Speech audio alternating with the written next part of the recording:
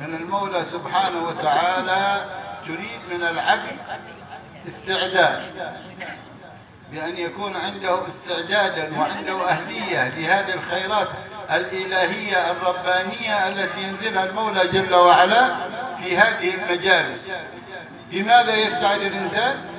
بتطهير قلبه، بتصفية فؤاده، ينظفه عن الأجراد، ينظفه عن المعاصي، ينظفه عن الخساسات، عن الدناءات، عن الرعونات، عن كل معصية في قلبك يخرج منها حتى تكون مستعدا لرحمات المولى سبحانه وتعالى وللفيوضات التي يفيضها المولى سبحانه وتعالى على أهل هذه المجالس. Akan tetapi segala keutamaan serta anugerah yang Allah turunkan kepada hadirin yang ada di sini itu bisa didapati dengan satu syarat. Syaratnya itu apabila seseorang datang ke majelis seperti ini